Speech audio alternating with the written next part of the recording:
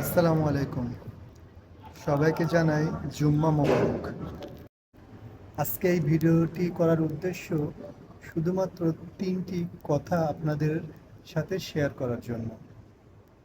আমাদের আশেপাশে এমন অনেক মানুষ আছেন যারা এই ৩টি কথা জানেন এবং মানেন।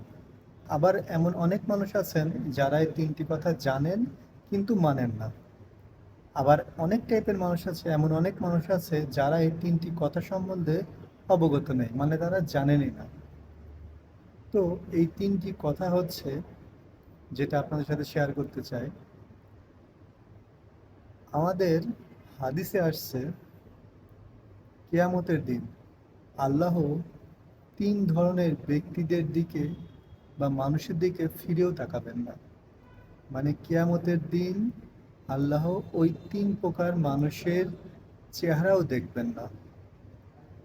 প্রথম, যেই ব্যক্তি বা যেই পুরুষ টাকনুর নিচে কাপড় পরে। কাপড় বলতে আপনি প্যান্ট, লুঙ্গি, কুর্তা, পায়জামা, এই টাইপের যে কোনো কাপড়।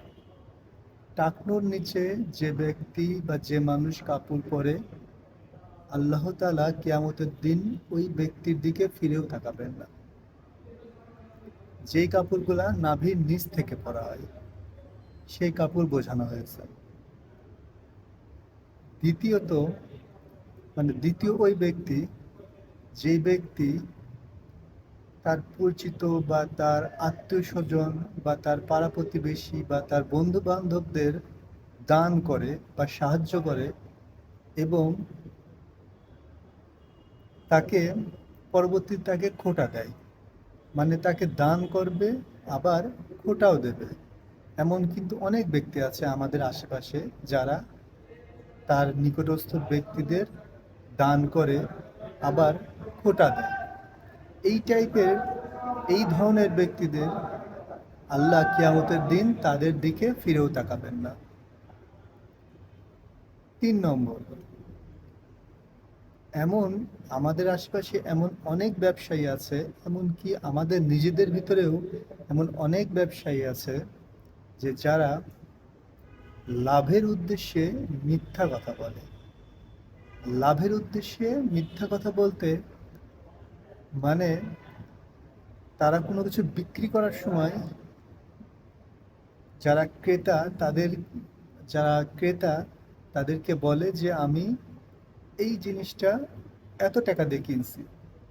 দেখা যাচ্ছে যে আসলে সে এই জিনিসটা এত টাকা দিয়ে কিনে নেয়, তার চেয়ে হয়তো কম বা বেশি দিয়ে কিনছে, কিন্তু সে ক্রেতার কাছ থেকে বেশি লাভের উদ্দেশ্যে ওইটা জিনিসটার মূল্যটাকে অনেক বাড়ায় বলে, যাতে ক্রেতা কেনে জিনিসটা। মোট কথা, কোনো জিনিস বিক্রির উদ্দেশ্যে সে ক্রেতার সাথে মিথ্যা কথা বলে। এই টাইপের ব্যবসায়ের দিকে আল্লাহ কিয়ামতের দিন ফিরেও তাকাবেন না। সুতরাং এই কথাগুলো যারা জানি এবং মানি, আলহামদুলিল্লাহ, তাদের তো কিছু বলার নাই। কিন্তু যারা জানি কিন্তু মানি না, আল্লাহ আল্লাহর ওয়াস্তে আজ থেকে আমরা এগুলো মানবো ইনশাল্লাহ।